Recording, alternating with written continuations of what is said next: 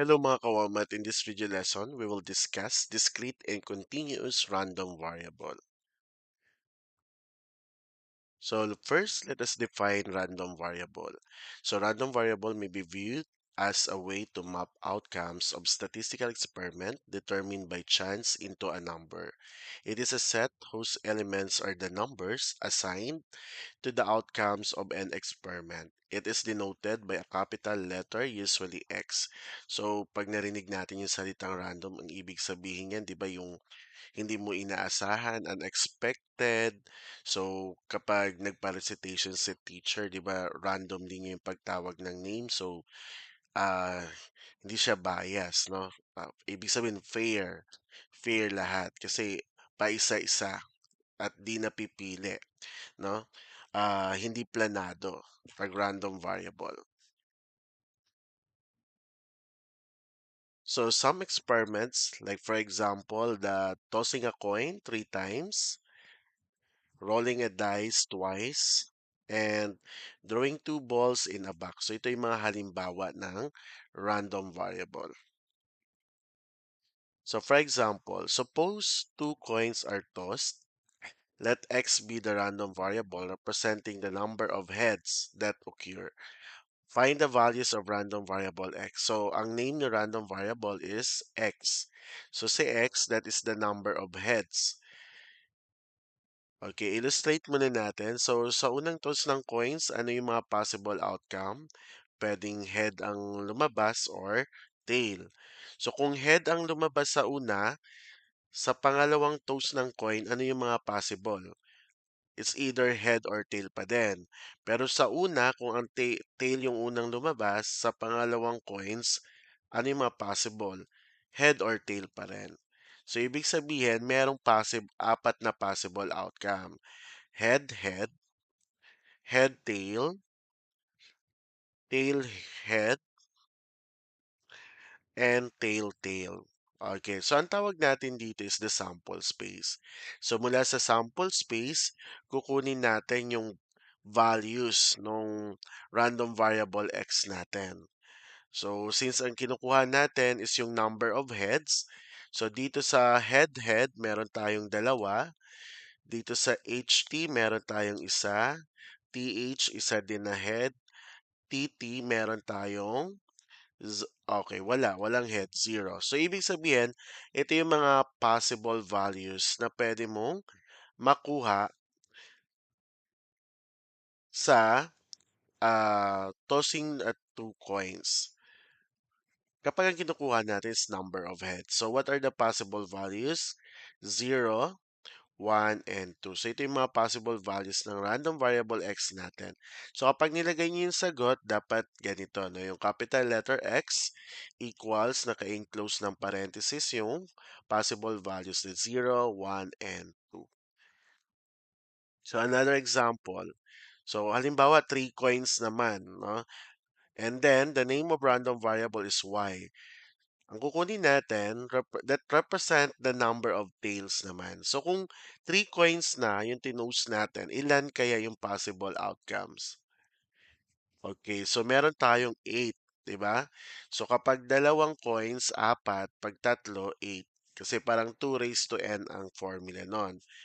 So sa una, of course, sa unang coins, possible na makuha mo is head or tail. Tama? So sa pangalawa, kung head ang lumabas, so maaari sa pangalawang coins, head or tail pa din. Kung tail ang lumabas sa una, head or tail pa rin ang pagpipilian mo. So sa pangatlo, kung head sa pangalawa, either head or tail pa rin ang lalabas dun sa pangatlo. Tama? Kung tail sa pangalawa, head or tail pa din. So, same process dito. So, kaya tayo may 8 sample space. Ano yung 8? Meron tayong head, head, head, head, head, tail, head, tail, head, head, tail, tail, tail, head, head, tail, head, tail, tail, tail, head, and tail, tail, tail. So, mula dyan, mula sa 8 sample space, kunin natin yung values of the random variable y number of tails. So, sa una, dito sa tatlong head, 0. Dito ilang tail? 1. Dito may 1 din.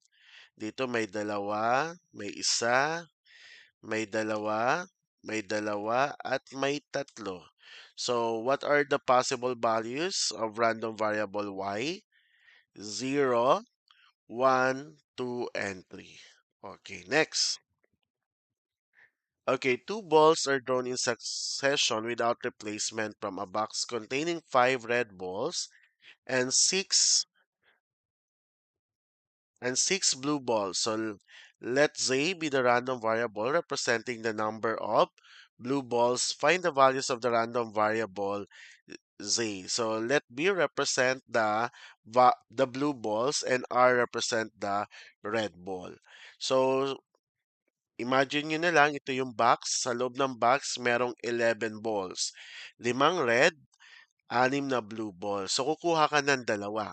So, sa unang kuha mo, pwede ang lumabas ay red. Sa pangalawa ay red. So, kaya meron tayong sample space na red, red. So, o kaya sa pangalawang try mo, ang unang mo nakuha, red, ang pangalawa ay blue. Sa pangatlo, pwedeng blue yung nauna, pangalawa is red. Sa pang-apat, parehong blue. Okay, so mula dito, so kukunin natin yung random variable z natin that represent the number of blue balls. So sa una natin na sample space, 0. Dito may isang blue ball. Dito may isa rin. Dito may 2 blue balls. So what are the possible values of random variable? So we have 0, 1, and 2. Okay. Next, write all the possible values of each random variable. So, una, number of even number outcomes in a roll of a die. So, even number. So, x is equal to, ano ba yung mga even number dyan?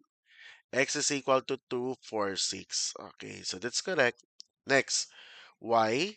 So, random variable y. So, weight in milligram of a powder that does not exceed 80 milligrams. So, what will be the answer? So, ito, hindi natin isusulat lahat, no? From 0 to 80. So, 0, 1, 2, 3, 4, hindi. So, pwede kayo mag-interval notation. So, si y is greater than or equal to 0 but less than or equal to 80. So, ibig sabihin, any value, no? Pwede mula 0 to 80. So, in between dyan. So, pwedeng 0 milligram, 1 milligram, 1.5, 2.5, basta real number. 8.5 o 75.5, 76. So, kahit ano, basta in between of 0 and 80. So, this will be the answer for letter B. So, ganito nyo isulat ang sagot nyo. Letter Z, Z scores of a student in a 10-item test. So, madali naman. Ano yung mga possible values kapag nag-take kayo ng 10-item test? Of course, mula 0 to 10. Tama? Kasi pwede ka makakuha ng 0, 1, 2, 3, 4, 5, 6, 7, 8, 9, 10. So, another example. So write all the possible values of each random variable. Number 1, the number of getting hearts in drawing 5 cards from standard deck. So, ang standard deck natin dito is 52. So, ang pinapagawa, kukuha ka daw ng 5 card, bumunot ka ng 5 card na makakuha ka dapat ng heart. So, ano yung mga possible values? So, sa unang 5 kuha mo, walang heart kang nakuha. So, pwedeng 0, tama? So, sa pangalawang kuha mo ng 5 cards, pwedeng may isang heart na nasama. So, pwedeng 1. Ganon din sa pangatlong kuha mo. Okay, pwedeng may dalawang heart na nasama. So, ibig sabihin, ano yung mga possible values? 0, 1, 2, 3, 4, and 5. Okay, so yan yung mga possible values na pwede mong makuha. Number 2, number of getting heads or tails when flipping a coin. So isang coin lang naman yan. It's either what? Head or tail. So 0 and 1. 0 and 1 ang sagot. The number obtained when rolling a dice. Ano yung mga number? Oh, 1, 2, 3, 4, 5, 6. So that's the answer. Number 4, the number of head that will appear in tossing a coin 3 times. So nasagutan natin yan. Example number 2 kanina, that is 0, 1, 2, and 3. Number 5, the sum of dots in rolling a pair of dice. So may dalawang dice. Kapag inad mo yung dalawang outcome nila, so ano yung mga possible outcome? So, hindi ka pwede mag-1 kasi nga ang pinakamababang dot dun sa die ay isa, 'di ba? 1, 6 ang highest, 1 ang pinakamababa. Kung 1 ang lumabas sa una, 1 din ang lumabas sa una, so 2 kapag inad natin. So, 2 ang pinakamababa. So, ano yung mga possible? So, 2, pwedeng 2, 3, 4, 5, 6, 7, 8, 9, 10, 11, 12. So, I hope naintindihan how to find the values of random variable. Next is, meron tayong types of random variables. Una, the discrete random variable. So, it's a type of variable that takes values you can count. So, ibig sabihin ng count, countable. So, parang kayang bilangin sa daliri o kaya mo pang bilangin, no? Examples, the number of coins in your pocket. So, kayang bilangin yan. The number of learners in a class. So, yung pala tandaan kapag discrete, may word na number, eh, no? So, pag nakita mo yung word na number, so automatic discrete yan kasi nabilang na, na-count siya. The number of calls received at a help desk. The number of goals scored in a basketball game. The number of customers who enter a store. So, kung nanonood ka today, so sa paligid mo pwede ka magbigay ng maraming example ng discrete random variable. Next, so that's one of the type of random variable. The second one is the continuous random variable. So it's one whose values are obtained through measurement. So, name-measure siya. Ano ba yung name-measure natin? The distance, the time, temperature, the weight, height, the area, the volume, the velocity, yan, no? Na susukat. So, madalas, kanina sa discrete, mostly yan ay whole number. Pero sa continuous, meron decimal to.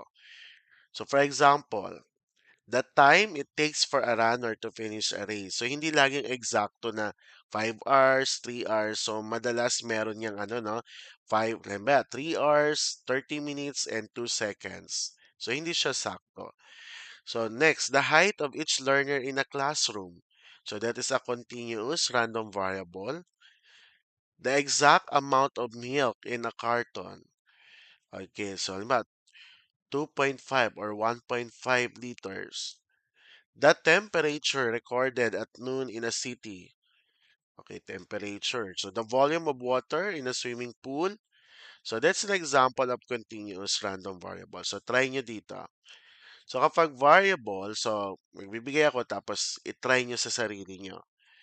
Number of children in the park, this is an example of discrete. So bakit? Ang dahilan, so countable siya. Whole numbers only, no fractions. Pangalawa, weight of luggage. So anong klaseng random variable siya?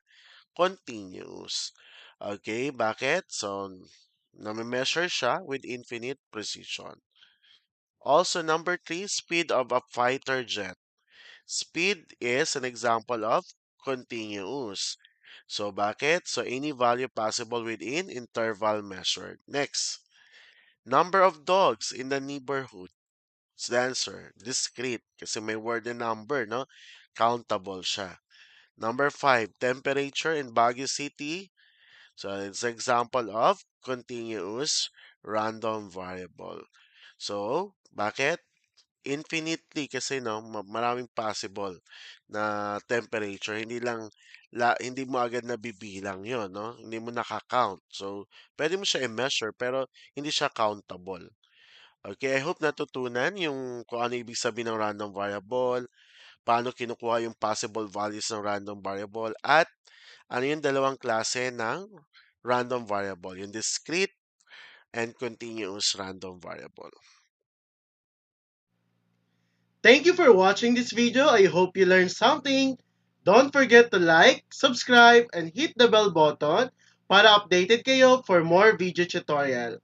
This is your guide in learning your math lesson, your Wow Math channel.